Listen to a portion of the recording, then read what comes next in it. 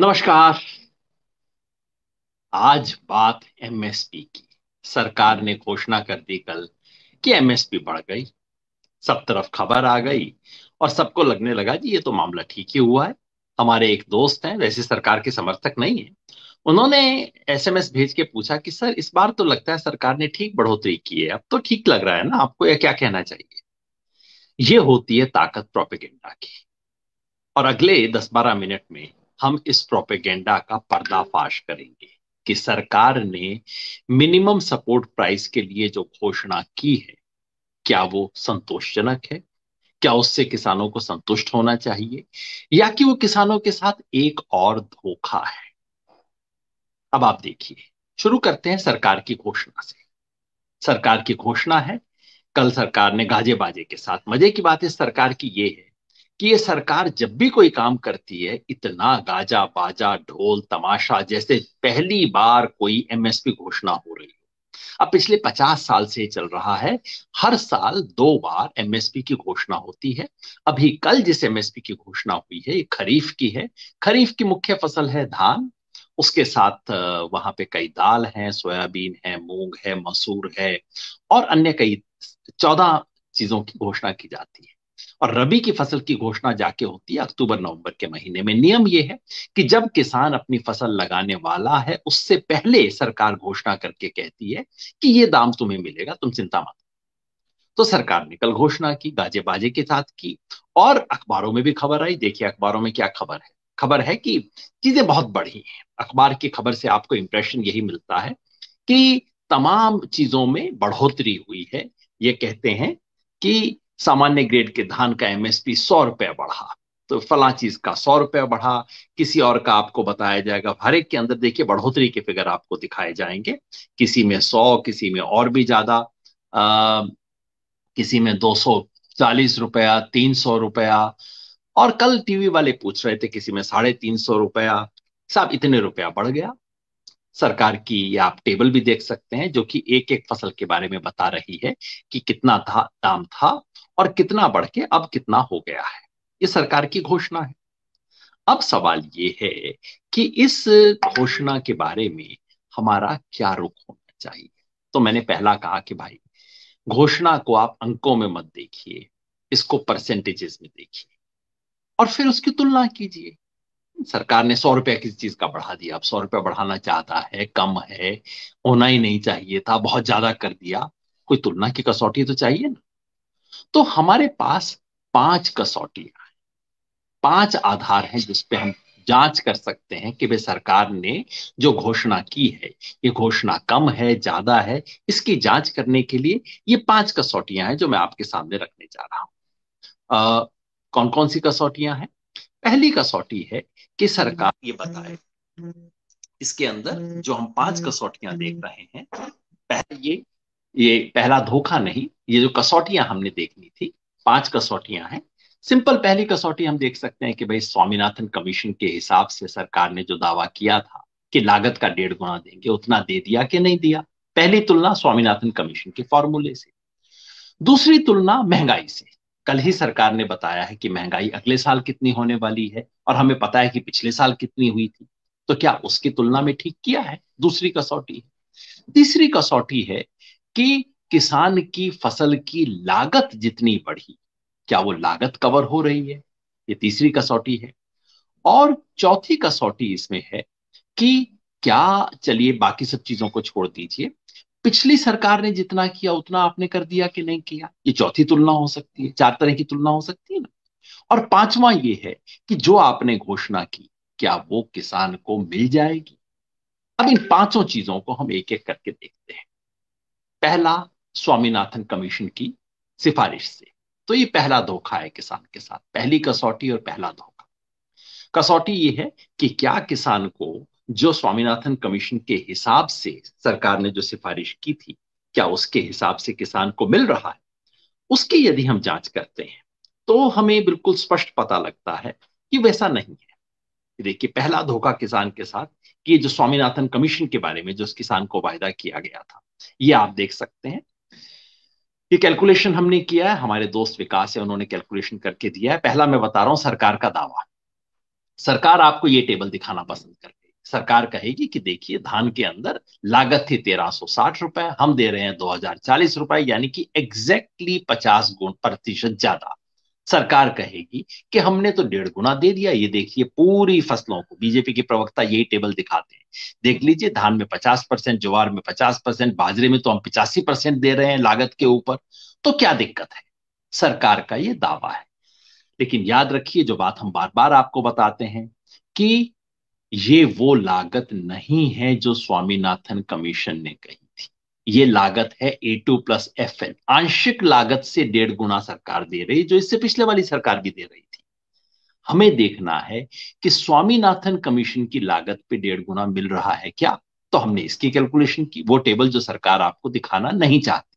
अब ये देख लीजिए, इस टेबल में देखिए, पैडी, धान, स्वामीनाथन कमीशन के हिसाब से अगर दिया जाता तो कितना होता। 2708 रुपया मिलना चाहिए था। यानी कि मोदी जी ने वायदा किया था ना, लागत का 1.5 गुना स्वामीनाथन कमीशन लागू करेंगे। अगर स्वामीनाथन कमीशन लागू करते तो धान में 2708 देना पड़ता, दे रहे हैं 2040, मतलब हर क्विंटल पे 668 रुपए की लूट। ज्वार में देना पड़ता 4014 रुपया, सरकार ने घोषणा की है 2970, मतलब 1044 रुपए की लूट। सबसे कम अंतर है बाजरा में, वही टेबल आप दोबारा दिखा सकते हैं जी। बाजरा में सबसे कम अंतर है। सरकार अगर स्वामीनाथन कमीशन के फार्मूले के हिसाब से देती तो 2526, घोषणा हुई है 2350, 176 रुपए का नुकसान है। अब आप बाकी सारी फसलों में टेबल देख लीजिए, हर फसल में कम से कम 1000 रुपए का किसान को धोखा है। अरहर दाल पे 1802 रुपए की लूट है। मूंग पे, जिसको सरकार बता रही है हमने कितना शानदार कर दिया है, मूंग पे अगर स्वामीनाथन कमीशन के हिसाब से देती तो लगभग 10,000 रुपए हो जाते। 9,729 रुपया दे रहे हैं, 7,750 उस पे ढोल और बजा रहे हैं। एक मतलब लगभग 2,000 रुपए का नुकसान है घोषणा के हिसाब से। उड़द पे 1,862 रुपए का, मूंगफली पे 1,562 रुपया, सूरजमुखी पे 1,668 रुपया, सोयाबीन पे 1,286 रुपया, तिल पे 3,126 रुपए की कमी है, और कपास पे 2,016 रुपया। तो याद रखिए, स्वामीनाथन कमीशन के हिसाब से जो मिलना चाहिए था उसमें किसान से धोखा हुआ है। अगला देखते हैं, अगली कसौटी हम लगाते हैं। चलिए स्वामीनाथन कमीशन भूल जाइए, जो महंगाई हुई है पिछले साल में, क्या महंगाई के हिसाब से आपने दे दिया। अब ये दोबारा देखिए, अब इसको हमने परसेंटेज में कन्वर्ट कर दिया है कि सरकार ने पिछले साल कितना था दाम, कि पिछले साल एमएसपी कितनी थी, इस बार एमएसपी कितनी हो गई है, कितने प्रतिशत बढ़ी है। अब आप हर फसल में देख लीजिए, ज्यादातर में 5, 6, 7, केवल 3 फसलें हैं जिसमें 8% से ज्यादा है। 2 फसलें हैं। ये 8% में क्यों कह रहा हूं कि पिछले साल का यदि हम इन्फ्लेशन देखें, महंगाई का रेट देखें, तो पिछले साल महंगाई का रेट था 7.8%। तो उससे ज्यादा होना चाहिए ना। अगर महंगाई के हिसाब से किसी भी चीज में, कर्मचारी की तनख्वाह में वृद्धि हुई तो वो कहेगा जी कम से कम अगर 8% वृद्धि नहीं हुई तो इसका मतलब आपने तो मेरी तनख्वाह कम कर दी, है ना? क्योंकि महंगाई उतनी है। तो इन 14 में से 12 फसलें ऐसी हैं जिसमें सरकार ने पिछले एक साल में जो इजाफा किया है, जो बढ़ोतरी की है, वो 8% से कम है। 8 फसलों में है, घटा है, बढ़ा नहीं है। बढ़ा होने का दावा करना बिल्कुल ये सच नहीं है। आ, उसके बाद हम चौथी कसौटी को देखते हैं।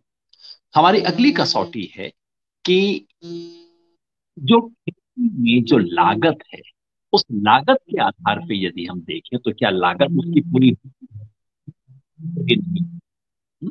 अगर हम लागत के आधार पे देखें तो हमारा निष्कर्ष ये निकलता है। अब देखिए कुछ प्रमुख चीजों के अंदर लागत आप देखिए, खाद, डीजल, बड़ी जो किसान की लागत है, बीज है, खाद है, डीजल है, पेस्टिसाइड्स है, इन सब के अंदर कितनी वृद्धि हुई। डीजल में अब आखिरी एक महीने में थोड़ा सा कम कर दिया गया है, नहीं तो डीजल के अंदर तो 30-40% इंक्रीज हुआ।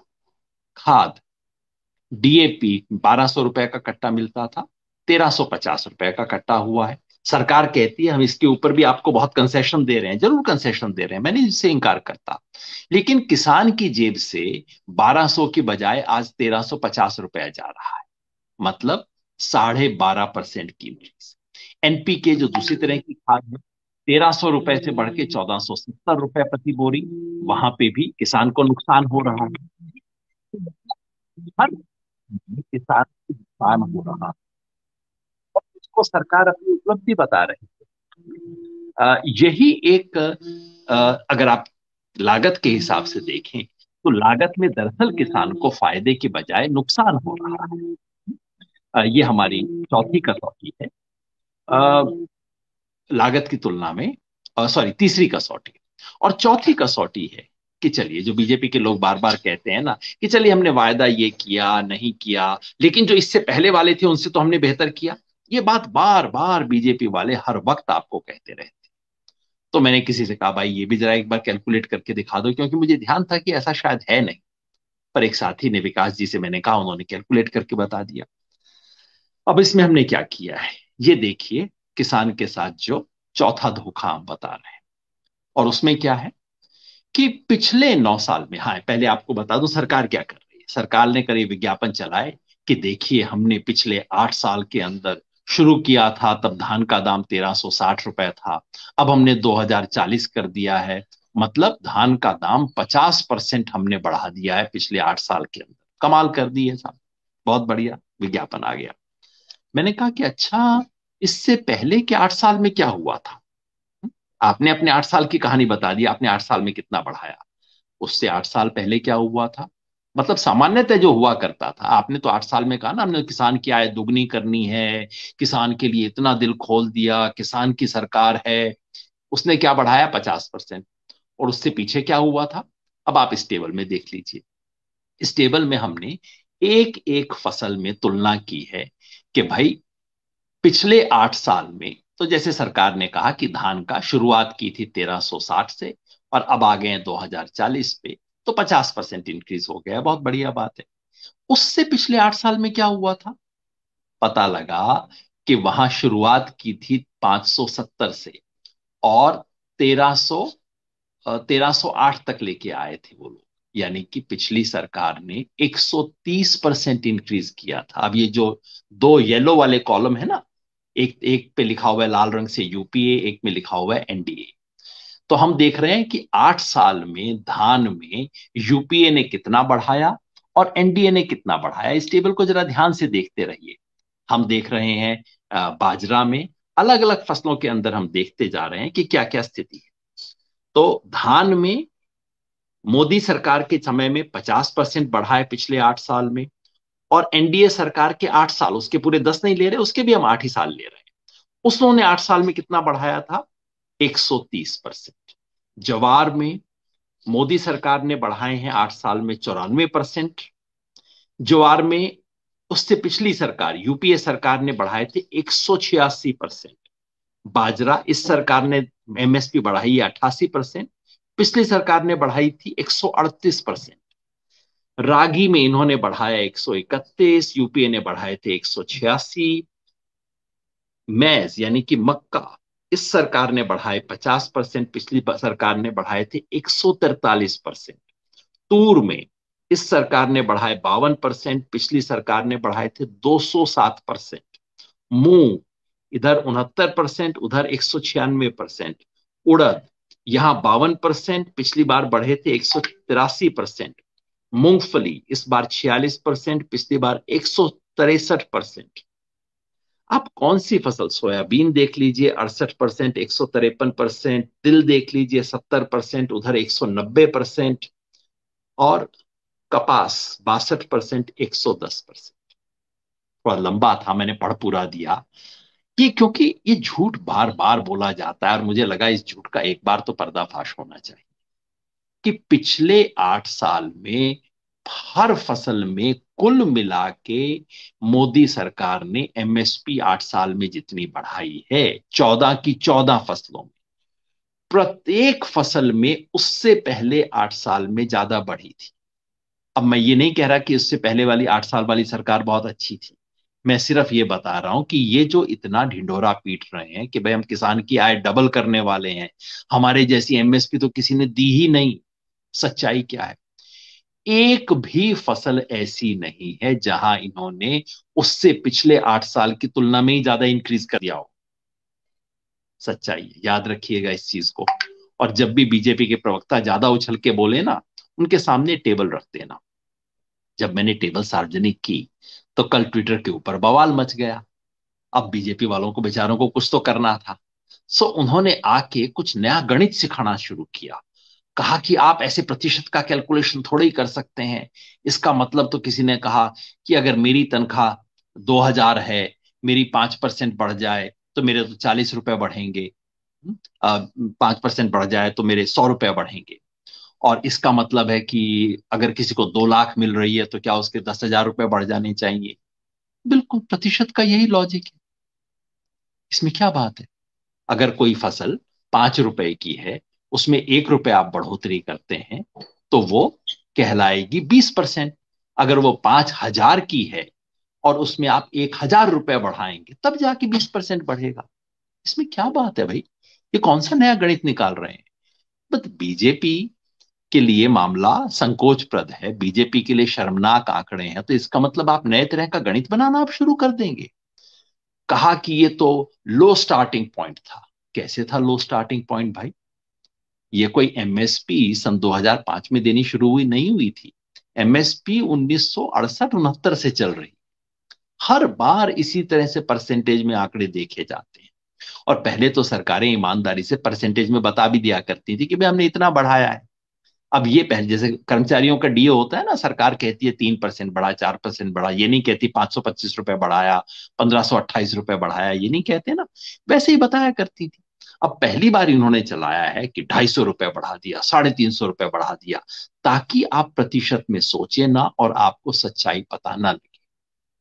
तो किसी ने कहा साहब, ये एनडीए वाली बात करते वक्त, क्योंकि जैसे ही ये तुलना होती है तो बीजेपी वाले ज्यादा परेशान हो जाते हैं।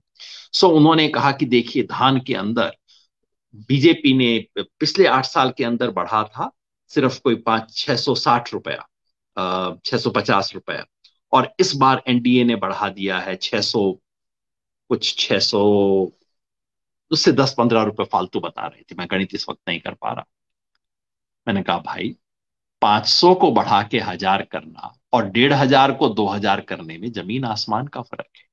किसी की तनख्वाह 500 है, आपने 1,000 कर दी, मतलब आपने 2 गुना कर दी। किसी की 1,500 है, आपने 2,000 की, तो आपने 1/3 बढ़ाई इसकी। ये तो गणित रहेगा ना, इस परसेंटेज से कैसे आप इंकार कर सकते हैं? तो जो बीजेपी के ट्रोल मुझे कल से गणित सिखा रहे हैं, उन सबसे मेरा आग्रह है, कक्षा 5 में दोबारा जाइए, थोड़ा सा गणित दोबारा सीख लीजिए। कोई बात नहीं, बीजेपी के लिए गणित नहीं बदलेगा।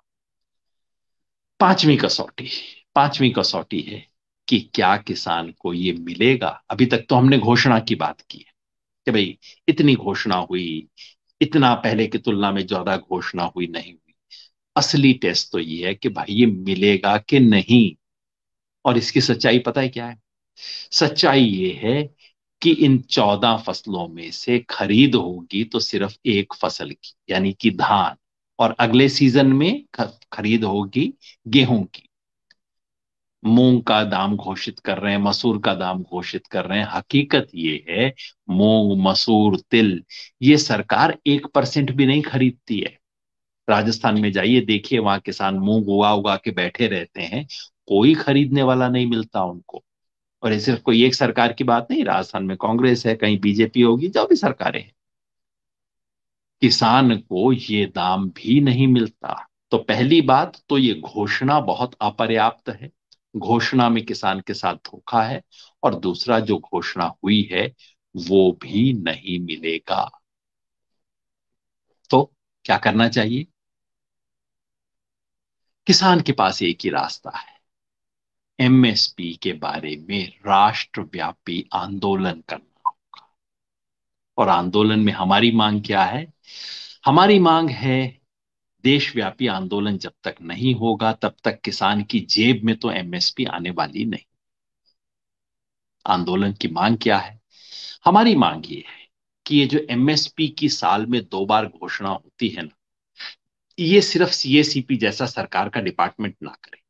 इसके लिए आप एक कमीशन बनाइए जिसके पास कानूनी ताकत हो, जैसे आरबीआई की कमेटी है, कानूनी ताकत है ना उसके पास। ऐसी कमीशन बनाइए जिसके पास कानूनी ताकत हो।